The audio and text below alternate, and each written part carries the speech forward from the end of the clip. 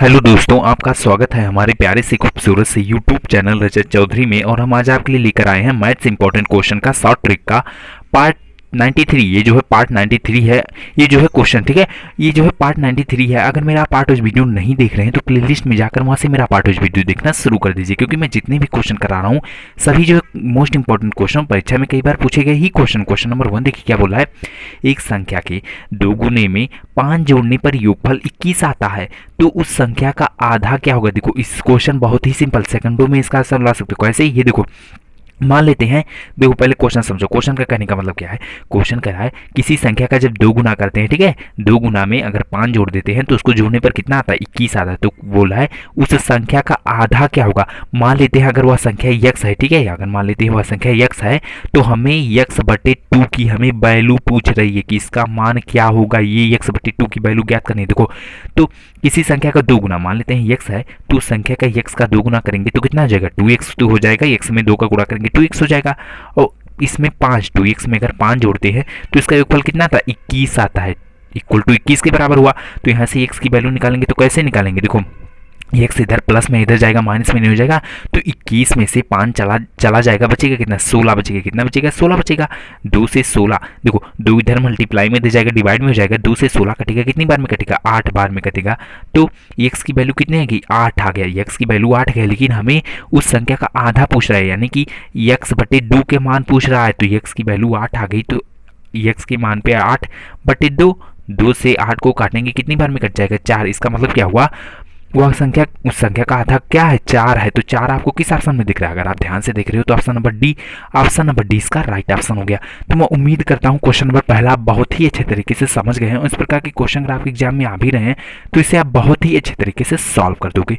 Question number दूसरा देखिए question number दूसरा भी मोस्ट इंपॉर्टेंट क्वेश्चन, परीक्षा में कई बार पूछा गया ही क्वेश्चन है। क्वेश्चन नंबर दूसरा देखिए क्या बोला है। दो संख्याओं का योगफल और गुणनफल क्रमशः 5 तथा 6 है, तदनुसार उनकी वर्गों की क्रमों का योगफल होगा। ये आपको पता है। क्वेश्चन बहुत ही सिंपल, क्वेश्चन पहले समझो क्या कहने का मतलब क्या है। कह रहा है दो संख्याओं का योगफल मतलब उसको जोड़ने पर कितना आना चाहिए, 5 आना चाहिए। और दो संख्याओं को जो जोड़ने पर 5 आ रहा है, अगर उनका आपस में गुणा करें तो कितना आना चाहिए, 6 आना चाहिए। और कह रहा है कि उन संख्याओं का अगर वर्ग करके उनको पलट दें उन संख्याओं को, तो उनका योगफल क्या होगा, ये हमें बताना। देखो तो आपको इसमें थोड़ा सा बेसिक चीज़ आपको याद होना चाहिए। क्या याद होना चाहिए कि ऐसी कौन सी संख्या है कि जिसको जोड़ने पर 5 आए और जिसका गुणा करने पर 3 आए।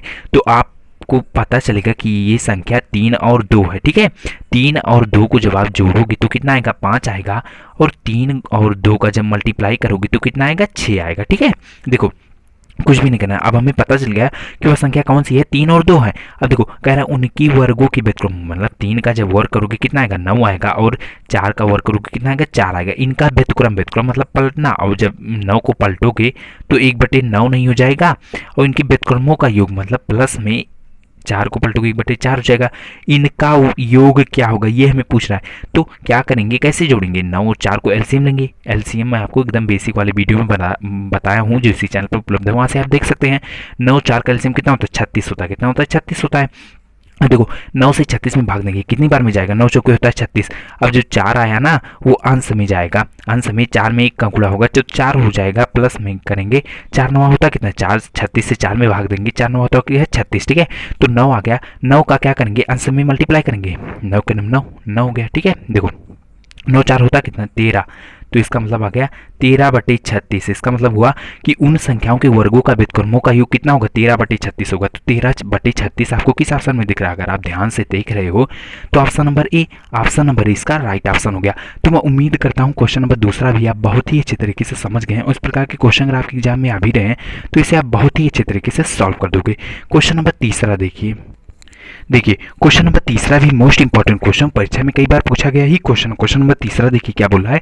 ए का वेतन 50% घटा दिया गया और बाद में 50% बढ़ा दिया गया, उसे कितना प्रतिशत की हानि हुई, ये हमें बताना। देखो बच्चे इसमें गलती कर देते हैं। आप क्या गलती करते हैं ये मैं बता रहा हूँ। देखो सोचते क्या है कि ए, मान लीजिए कोई व्यक्ति है या कोई जो है व्यक्ति या औरत है, ठीक है, उसका जब वेतन 50% सोचते हैं घटा दिया गया और बाद में जब 50% बढ़ा दिया गया तो उसके वेतन में कुछ प्रतिशत का हानि नहीं हुआ, जितना बढ़ाएगा उतना घटा दिया गया, जितना घटाएगा उतना बढ़ा दिया गया। तो जीरो देखते हैं, जीरो ऑप्शन टिक कर देते हैं, एक गलत है, ये आंसर गलत है। कैसे, तब कौन सा ऑप्शन सही है।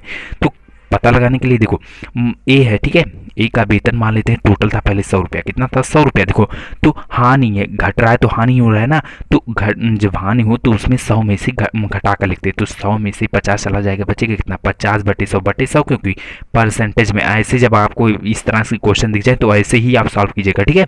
गुड़ी लगाएंगे, फिर गुड़ी लगाएंगे, और जो बढ़ रहा है ना तो उसका लाभ ही तो हो रहा है, तो जो बढ़ रहा है उसमें 100 को जोड़ कर लिखते हैं, तो 50 में 100 जोड़ेंगे वो कितना जाएगा 150 हो जाएगा, बटे में 100 हो जाएगा। आप देखो कुछ नहीं करना है, अब कटा लेना है कितने % की हानि हुई, ये हमें टोटल वैल्यू निकल के आ जाएगी। देखो यहाँ से 100 से 100 कट गया, 00 से 00 कट गया, 15 25 होता कितना 75। इसका मतलब क्या हुआ कि अगर टोटल उसे अगर 100% मिल रहा था वेतन ना, तो 50% जब घटा देगा बाद में 50% बढ़ा देगा, तो उसे कितने % की हानि हुई, तो उसे 75%, तो देखो 100% में से उसे कितना मिला है 75% अब मिला है, तो हानि कितने की हुई, तो 100 में से 75 घटा देंगे तो आ कितना जाएगा 25%। इसका मतलब हुआ कि उसे 25% जो है हानि हुआ किसमें, वेतन में।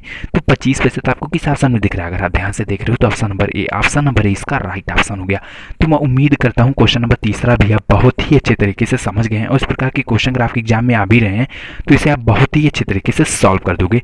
तो अगर आपको क्वेश्चन समझ में आ रहे हैं तो अगर अभी तक वीडियो को लाइक नहीं किया तो लाइक कर दीजिए, और चैनल को तो घंटा बेल दबाकर सब्सक्राइब करना मत भूलिए। देखिए सब्सक्राइब करने के लिए आपको क्या करना पड़ेगा, चैनल के बगल में आपको लाल रंग का सब्सक्राइब बटन दिख रहा है, जैसे उसको आप प्रेस करोगे पास में आपके पास घंटा बेल आ जाएगा, तो घंटा बेल को दबाना मत भूलिए।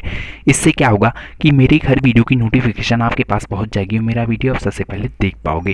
क्वेश्चन नंबर 4 देखिए, क्वेश्चन नंबर 4 भी मोस्ट इंपॉर्टेंट क्वेश्चन, परीक्षा में कई बार पूछा गया ही क्वेश्चन है। क्वेश्चन नंबर 4 देखिए क्या बोला है, यदि 3 क्रमागत संख्याओं का योग कितना है 15 है, तो मध्य संख्या का वर्ग क्या होगा, ये हमें बताना। क्वेश्चन बहुत ही सिंपल, थोड़ा सा दिमाग लगाने की आवश्यकता है। देखो अगर आपको इस प्रकार के क्वेश्चन दिख जाए ना तो आपको कुछ भी नहीं करना। देखो जितना योगफल दिया रहता है ना, जितने भी क्रमागत संख्याओं का योगफल देते हो और जितना क्रमागत संख्या होते हैं उनकी योगफल में से उतने में से भाग दे दो।